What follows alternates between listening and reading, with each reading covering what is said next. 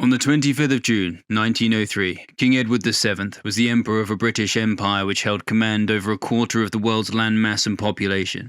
The inhabitants of a North Atlantic island, which had once been little more than an outpost of Rome, were at their late meridian. In the shade of the further quarters, in a small trading town in northeastern British India called Motihari, a boy was born.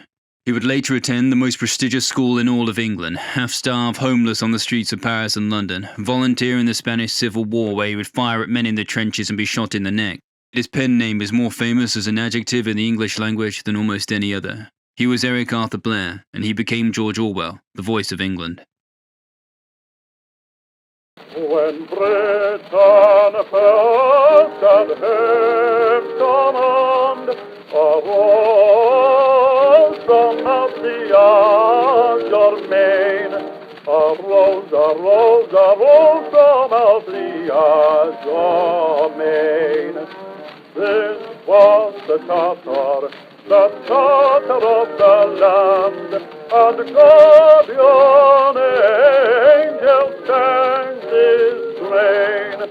Rule, Britannia, Britannia, rule the waves. Britons never, never, never will be slaves.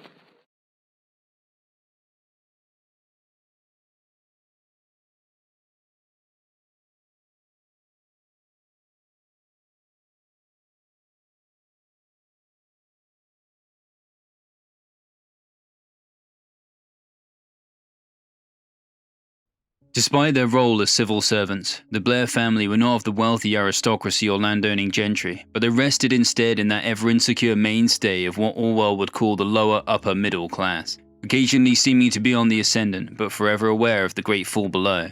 Without land, wealth, or family connections, a British family, despite holding steady and well-paying jobs in the Raj, were never quite assured of their position. They were the imperial middle class, the engine of the empire, held steady on tea, cricket, Rudyard Kipling, the old school tie, the social club, and living in imitation of an aristocratic class that would be beyond their reach in England. Here, in the East, they could ride horses, play polo, and become esteemed members of a gentleman's club. It was the fetters of a centuries-long expansion, and Orwell would not only live to see, but ultimately record its decline. The Blair family had been truly rich once. Eric's great-great-grandfather, Charles Blair, had been a gentleman of wealth and station in Dorset, accumulating a fortune as an absentee owner of sugar plantations and enslaved laborers in Jamaica. He had, as many ambitious men do, married into the aristocracy. His wife, Lady Mary Fane, was the daughter of the 8th Earl of Westmoreland. However, over the generations, the family's wealth had gradually drained away through imprudence, mismanagement, and changing economic times. By the mid-19th century, the Blair family's coffers had run thin, leaving them with only the memory of high station and a social status that was slowly slipping away. By the time of Eric's grandfather, Thomas Richard Arthur Blair, the family could no longer live solely off inheritance and estate. Following a common path for younger sons of the declining gentry, he entered a respectable profession to earn a living. He was ordained as an Anglican clergyman, serving as a vicar in Milbourne, St Andrew. Eric's father, Richard Walmsley Blair, was born in 1857 and entered the Indian Civil Service at 18. He did not join the elite political branch but rather the Opium Department, a specialized and economically vital sector of the administration. By 1903, Richard had served nearly 30 years in the department and had risen to the rank of sub-deputy opium agent.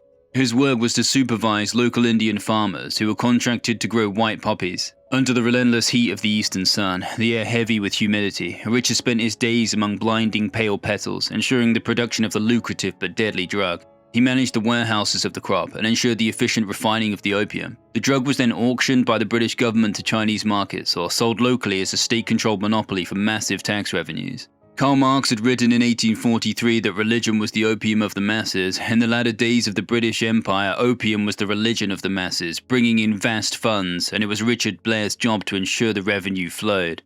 In 1897, while on leave in Nainital, India, the 40-year-old Richard married Ida Mabel Limousine, 18 years his junior. Ida came from a very different background. She was born in Penge, Surrey, but raised in Moulmein, Burma, where a French father, Frank Limousine, worked as a teak merchant and boat builder. The Limousine family's fortunes were even more unstable, vacillating between alternating periods of modest success and near bankruptcy. Ida, in contrast to the stiff upper lip of Richard's Englishness, brought a comparatively bohemian and intellectual quality to the family. Their first child, Marjorie Frances, was born in 1898, 5 years before Eric. In the year Eric was born, in 1903, the immediate environment of his first years was defined by the strict racial and social segregation of the British outposts in Motihari. The family lived in a single-story white bungalow of brick and plaster, surrounded by wide verandas designed to soften the ceaseless summer heat. The compound held quarters for a large staff of Indian servants, including cooks, gardeners, water carriers, and a dedicated nanny or ayah who was responsible for Eric's care. Beyond the gates of their rural enclosure lay the realities of rural Bihar: dust-stained roads, open-air markets, deadly poverty, and the massive high-walled warehouses where his father worked, measuring and grading the sticky brown cakes of poppy resin. The average life expectancy in Motihari was 25. A fifth of children did not reach their first birthday. There was neither electricity nor clean water, and illiteracy rates were almost 95%. Beyond the compound walls, empire and death were always close at hand. Eric was born a physically delicate child, showing early signs of the respiratory weakness that would trouble him throughout his entire life. The raging heat, monsoon rains, and constant dust of the Gangetic Plain worsened his bouts of coughing and bronchitis. Concerned by her son's health and unwilling to raise her children entirely within the isolated, rigid social confines of the Anglo-Indian community, Ida Blair decided that England would be better for the children. In 1904, when Eric had just turned a year old, Ida took him and his sister on a steamship bound for England. Richard, however, as was common at the time, did not accompany them. His duties as an opium agent required him to remain at his post, and he continued to work in India, sending some of his salary back home to support the family. As a result, Eric left his father before he had a chance to know him. Over the first crucial years of his childhood, he would not see him again, until his father returned briefly over the summer of 1907 for a few months of leave. This led to the birth of Eric's younger sister, Avril, who was born the following year, in 1908. The new home for the Blairs was Henley-on-Thames, a prosperous, historic market town in Oxfordshire. Streets of Tudor timber met Georgian red brick townhouses, manicured hedges, pedestrian arcades, and well-attended churches. Henley-on-Thames left its mark in the great comforting illusion of pre-World War I Britain that would so shape Eric's writing and eventual disillusionment. It was a town deeply proud of its annual rowing regatta and its stable population of retired colonial officers, professional men, and predictable church-going families. The social position that the Blairs held in Henley was as complicated as the E.M. Forster novels of the era that so perfectly depict it. This group included civil servants, military officers, doctors, and clergymen who possessed the manners, speech, cadence, and social expectations of the upper class, but without the capital, land, or investments. England was still a society in which, upon meeting someone, their dress, accent, and even posture could instantly inform one of a social position that could never be changed. The Blairs tried to keep up appearances through income rather than property, and they were attempting to be landless gentry, forced to spend a large amount of their income on the right clothing and domestic servants to hide their true financial situation, which was not so far removed from the affluent working class. Eric grew up surrounded by his mother, his two sisters, and a succession of aunt and grandmother figures from the limousine line who frequently visited or stayed with them. Ida encouraged a cultured, intellectual atmosphere in the home, buying books, attending local theatres, and introducing her children to contemporary literature. It was to this background at just 4 or 5 years old that Eric dictated his first poem to his mother. He would later recall that he remembered nothing about it except that it was about a tiger, and the tiger had chair-like teeth, which he admitted he thought was a fair turn of phrase, though he suspected he may have stolen it from Blake. Despite his delicate health and frequent winter illnesses, Eric's early childhood in Henley possessed, on the whole, an idyllic rural quality. Along with his neighbourhood friends, including the children of the local Buddicombe family, he spent summer days exploring the fields, woods, and chalk pits of Oxfordshire. He fished for perch and carp in the Thames and the local streams, developed a fascination with natural history, and began experimenting with writing poetry and short stories. His childhood friend, Jacintha Buddicombe, later recorded that Eric was an intelligent, independent, and fun companion, showing little sign of the more somber reflections he would later write about his childhood. In the Edwardian era, an individual's future career was decided almost solely by the school they attended, and the school one attended was determined by wealth and status.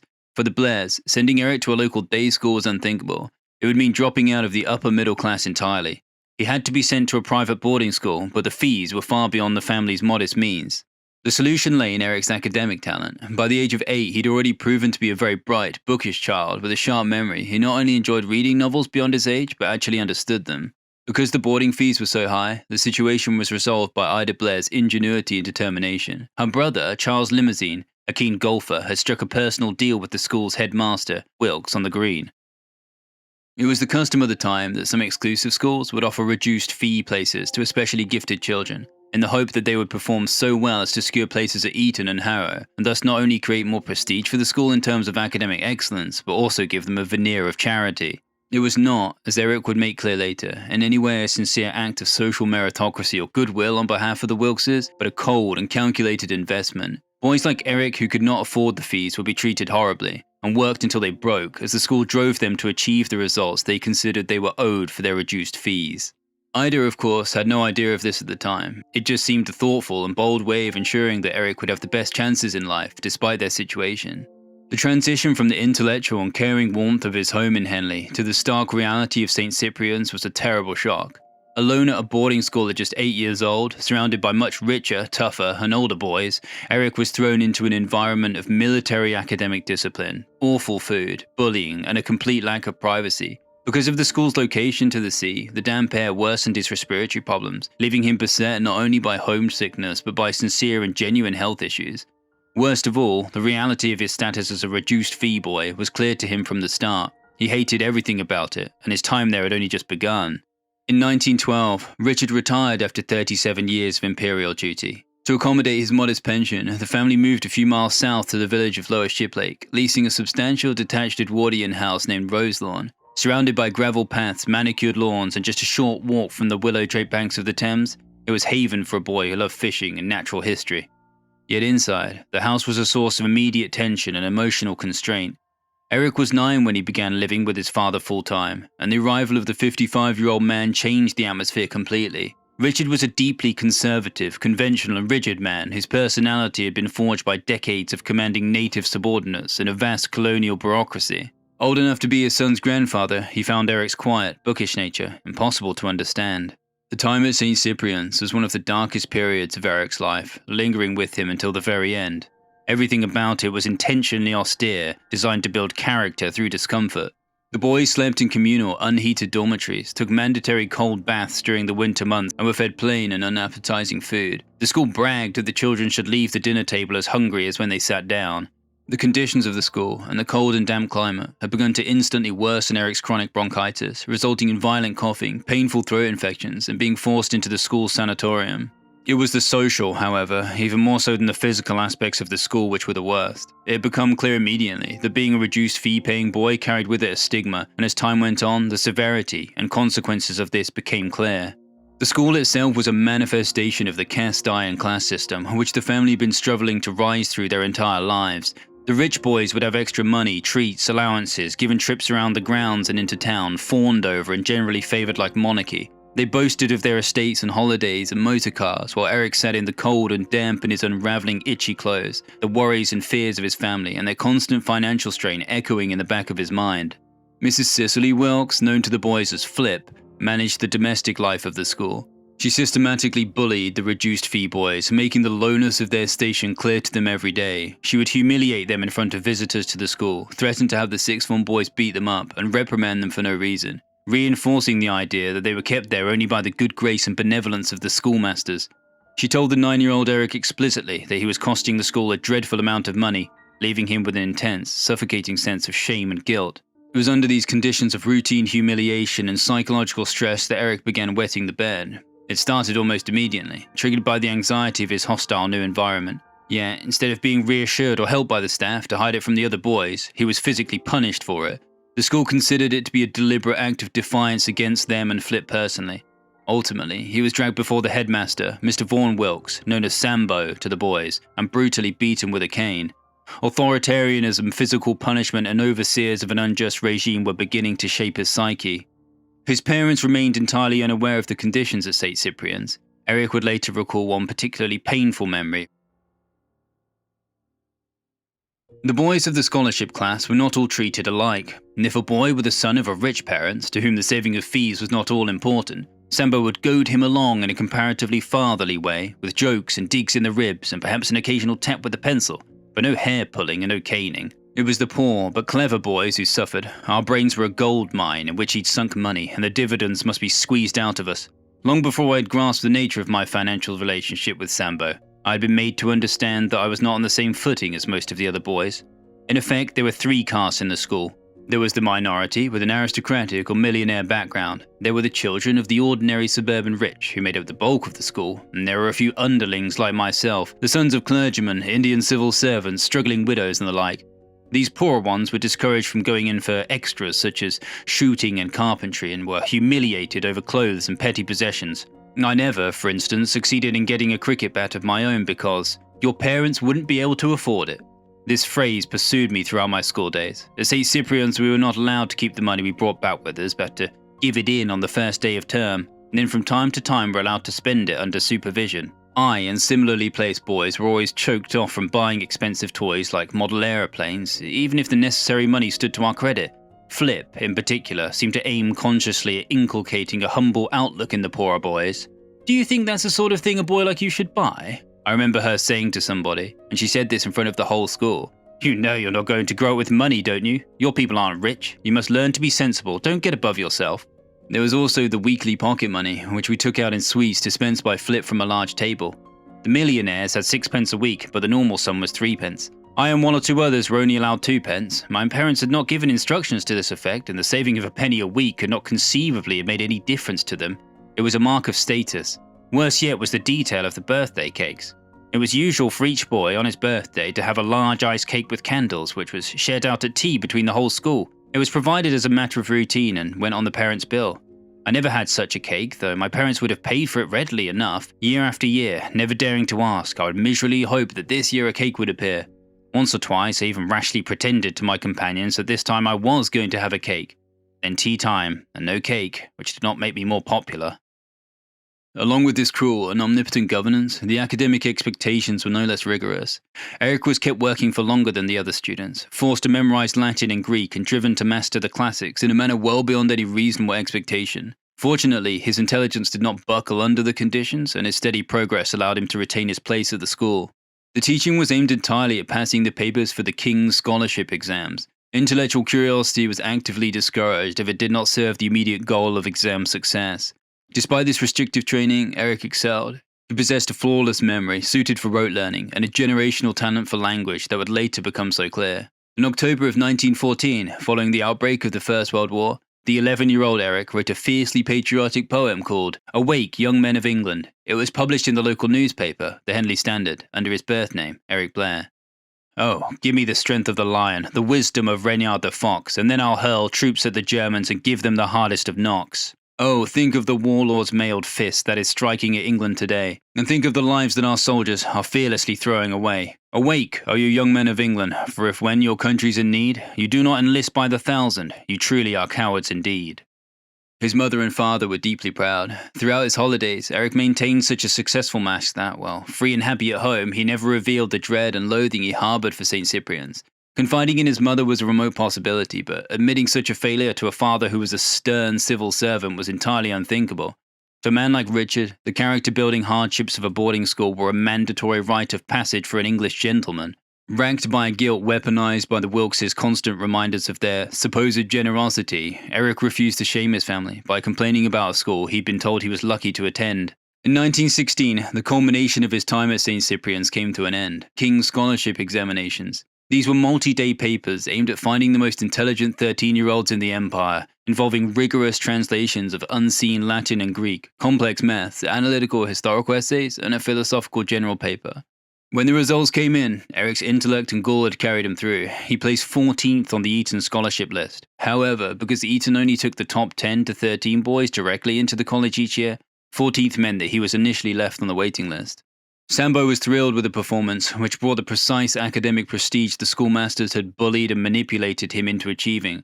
While waiting for a vacancy to open at Eton, Eric spent his first term of 1917 at Wellington College, where he'd also won a scholarship. This interim was a rare moment of peace, yet he still felt the heavy weight of failure. Failure was the one thing he was certain of, instilled in him like dripping concrete by the schoolmasters of St. Cyprian's. He felt that failure lay behind him, surrounded him, and loomed ahead in the future. Yet now at least he would have the respite to loaf. That was his wish, to finally slack off after the terrible endurance of constant beatings, drillings, rote learnings, verbal abuse, and ceaseless pressure. As Eric later admitted, he would gladly loaf now, a mindset that would persist until he was nearly 30. By May of 1917, a spot opened at Eton. Eric Arthur Blair entered the ancient college as a King's Scholar, achieving the ultimate placement his mother had gambled for. Eric was very clear about his final feelings concerning St. Cyprian's when he looked back on it in 1947. As for St. Cyprian's, for years I loathed its very name so deeply that I could not view it with enough detachment to see the significance of the things that had happened to me there. And in a way, it's only within the last decade that I've really thought over my school days, vividly though the memory has always haunted me. Nowadays, I believe it would make very little impression on me to see the place again, if it still exists. I remember hearing a rumour some years ago that it had been burnt down.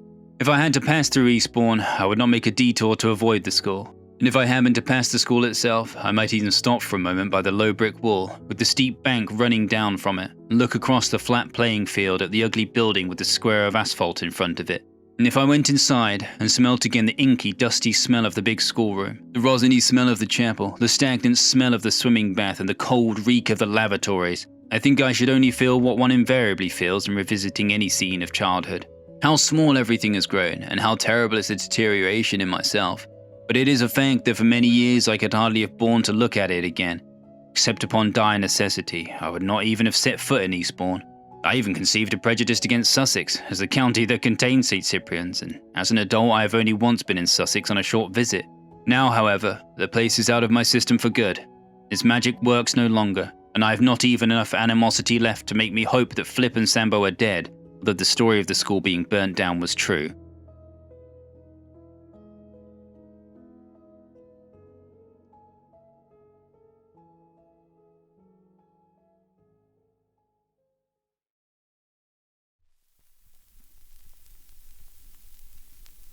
In the 1910s, it was not only the right of every Englishman to own arms, but for a gentleman, expected. One did not need a passport to travel, nor any identification to garner work.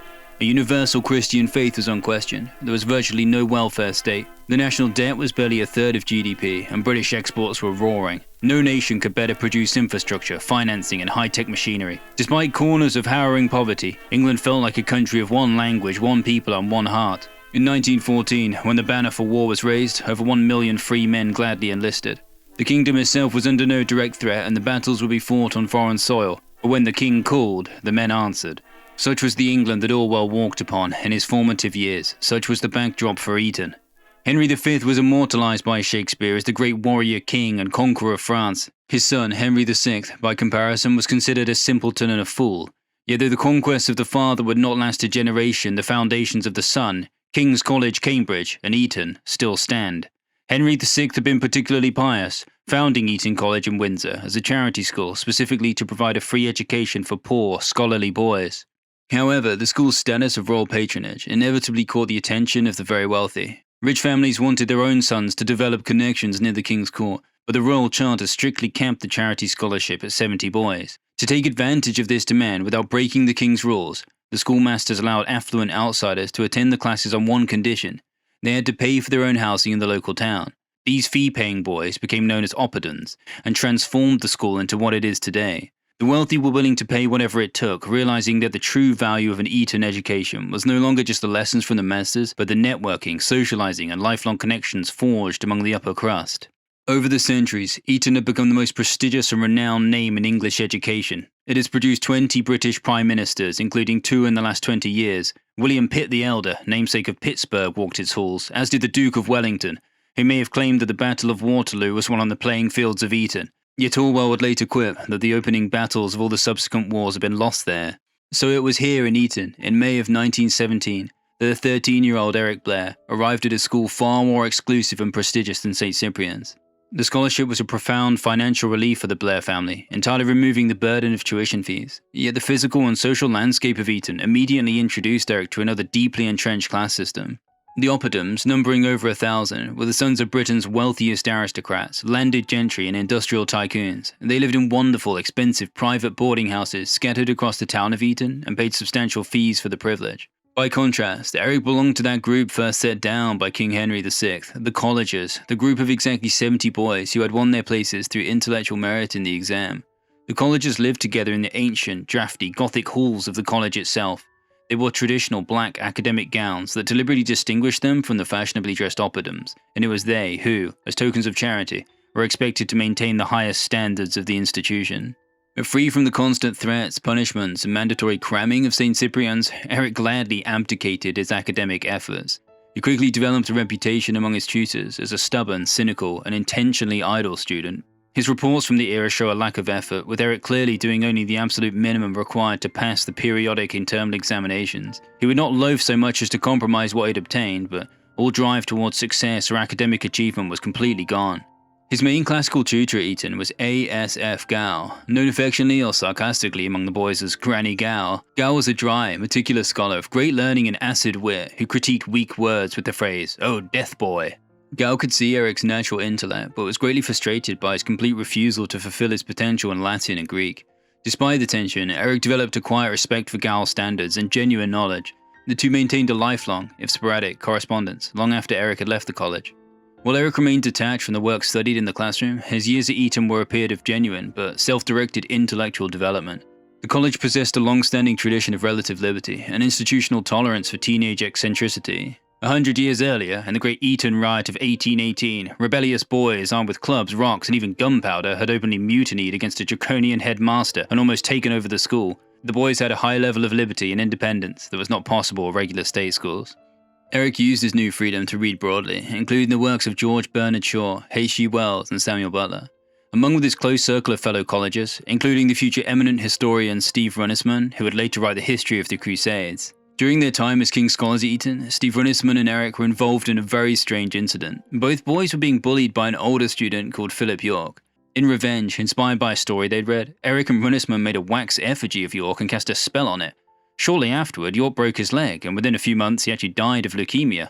Runnelsman later recalled that this profoundly unnerved Eric, who carried with him a quiet, superstitious guilt about it for the rest of his life. Eric spent long hours debating literature, radical ideas, and trying to find his own stance among them. The evening hours in the college dormitories are often spent in stimulating debates about religion, vegetarianism, socialism, and the dismantling of the traditional British class structure. The First World War had caused a shortage of regular young masters, forcing Eton to hire unusual, temporary instructors from outside traditional channels. One of these young men, who was particularly unusual, arrived to teach French. He was Aldous Huxley, the grandson of Thomas Huxley, the brilliant Victorian biologist known as Darwin's bulldog for his fierce defense of evolution. Huxley was remembered by the boys as a brilliant but very eccentric figure whose severe visual impairment made it nearly impossible for him to maintain discipline in the class. Eric studied under Huxley directly for a year, experiencing firsthand the teachings of a man who had gone to change the literary and artistic shape of the modern world. Aldous Huxley would ultimately become one of the most subversive, eclectic, and articulate geniuses of the 20th century. He left a legacy as varied as the works of Philip K. Dick, Hunter S. Thompson, and Jim Morrison of The Doors, who took their band's name from his essay, The Doors of Perception. His writings were also a direct influence on Ray Bradbury.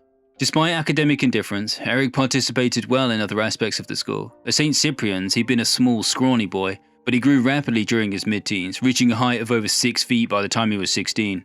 Though he remained thin and suffered from sudden chest colds and congestion, his height and reach gave him an ideal build for the Eton wall game, a famously muddy and physically punishing sport unique to the school. Played against a damp brick wall erected in 1717, the game required great physical endurance and tactical positioning. Eric played regularly between 1918 and 1921, eventually earning a place in the historic, highly competitive St. Andrew's Day match during his final year at the college. Physical prowess and excellent at games was, just as it had been at St. Cyprian's, and probably in every boys' school everywhere, a lifeline, saving him from the unpopularity and social ostracism that had made his early school days so lonely and painful. By the time his school days at Eton came to a close in December of 1921, Eric had become quite a conflicted and contradictory young man. He was a deeply cynical 18-year-old who openly mocked the patriotic and religious traditions of Britain, yet he possessed the classical accent, education, manners, and social countenance of the very class that held the empire on its feet. Despite his natural talent and ability, his deliberate refusal to focus on his studies left him with poor academic results. Prior to entering Eton, he had achieved one of the best marks in the country on his entry examination, placing 14th nationwide in a brutal assessment of classical languages and mathematics. Yet, when he graduated, he scored near the bottom of his year group in the internal exams, registering as one of the lowest grades out of the entire scholarship class. Finding himself in an environment that tolerated it, he'd done as he had promised himself, and did not do another stroke of avoidable schoolwork. Though his time at Eton may have given him the foundation in modern literature, which would, in later years, make him the writer who would change the world, at this time, his actions could be seen from the outside as the squandering of a great chance and an indulgence at the expense of his future. His legacy at Eton for many years was simply a scratching made in the traditional wooden graffiti walls of the upper school. It can still be seen there today, as can a bust sculpted in his memory. Because his results at Eton were so poor, Eric had no chance of securing a scholarship to Oxford or Cambridge, institutions he undoubtedly could have attained had he applied himself, and his family could not afford the tuition. Eric had seen very little of his family growing up, spending 9 months of the year at Eton. When he did return home for the holidays, the atmosphere remained incredibly tense. He later recalled that he felt little connection to his father, apart from the fact he knew he didn't like him, and that he constantly said don't.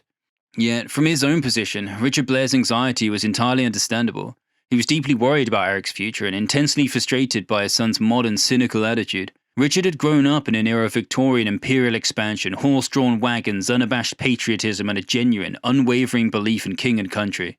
The 20th century was now birthing darker, stranger, and more complex nihilisms, ideas that would eventually mutate into fascism and communism. Even in its relatively softened form of British socialism, this emerging philosophy was something Richard Blair was simply unable to understand. It's hard to know precisely what his mother's and sister's attitudes were at this time, as Eric had always deliberately omitted them from his own writings, yet they most likely held a difficult middle ground in the family dynamic. His mother, Ida, who had long nurtured Eric's bohemian intellect, found herself caught between a cynical son and a rigid husband. His older sister, Marjorie, most likely saw his academic failings with confused frustration, while his younger sister, Avril, looked up to her brooding older brother with a quiet, fierce loyalty that would endure for the rest of his life. The full consequence of Eric's academic failure became clear when he returned home to his family after the final term. During his absence, his parents had moved from the Thames Valley to Southwold, a small conservative seaside town situated on the chilled coast of Suffolk. Richard intended to live out his remaining years among a quiet community of fellow retired colonial officers, pensioners, and traditional middle-class families. The atmosphere of Southwold was comfortable but unapologetically stifling, defined by rigid social conformity, unalterable class boundaries, and a small-town mentality. It may have seemed assured, by the time he reached Eton, that a king's scholar would pass on to Oxford or Cambridge. In the early 1920s, less than 2% of the British public attended university, yet 75% of Eton boys went directly to Oxbridge. In the social hierarchy of the post-war British middle class, a young man needed a clear profession. The alternative was the hardship of manual labour, with no chance of a career. Richard, bitter and disappointed by Eric's performance at Eton, knew there was only one way in which the young man could salvage his standing, by following literally in his footsteps. He could redeem himself by entering the service of the British Empire. However, because entry into the elite branches of the Indian civil service required a university degree, they had to compromise. The only remaining option that could preserve a gentlemanly status without requiring a university degree was the Indian Imperial Police Force. This branch of the colonial state selected its officers through a demanding, competitive exam open to young men with a public school background, testing them on classical languages, maths, English composition, and general knowledge. The location of Eric's service was heavily influenced by his mother. Her family, the Limousines, had maintained commercial and familial roots in Burma for several generations, working within the teak harvesting and trading operations in the southern port city of Mole Mine. While his grandfather's ventures had seen mixed financial success, the presence of relatives in the region offered a ready-made social network, an invaluable asset for a young man trying to rise through the ranks of the administration. So it was that Eric chose a placement in Burma, a vast tropical province under the control of the British Raj. To prepare for the exam, Eric spent the early months of 1922 enrolled at Craighurst College, a specialised intensive tutorial academy called a crammer, located on North Parade near the Southwold seafront. Under strict supervision, Eric spent long, tedious hours reviewing Latin, maths, and English history, working to compensate for his years of indulgent idleness at Eton. In the summer of 1922, he travelled to London to sit the multi-day civil service exams. When the results were published by the Commission, Eric had passed comfortably. An impressive 7th out of the 26 candidates, a result more than sufficient to secure his position within the Burma Division. The final weeks of Eric's life in England were consumed by intense preparations for his transfer to the East. In October of 1922, at 19 years of age, Eric Blair left Southwold and travelled to the port of Marseille in southern France. There, he walked the gangplank of the steamship SS Herefordshire, a massive passenger vessel bound for the east by way of the Mediterranean and the Suez Canal. As the ship cleared the harbour, the air was rich with promise and the cooling shades of autumn. As the water was cut and Europe slipped away, Eric began his month-long 8,000-mile journey through the Mediterranean, passing the arid shores of Suez and those ancient lands of antiquity and the classics that had been so ruthlessly drilled into him from afar. He crossed the Indian Ocean, no longer a lonely, isolated schoolboy, or a disappointing son feeling like a financial burden to his family. He was now a salaried officer of the British Empire, legally empowered to enforce the authority of the king. He had been born in the East, and to the East he would now return, beginning a profound transformation that would forge a very different man, with a new name, one that still echoes throughout the English-speaking world.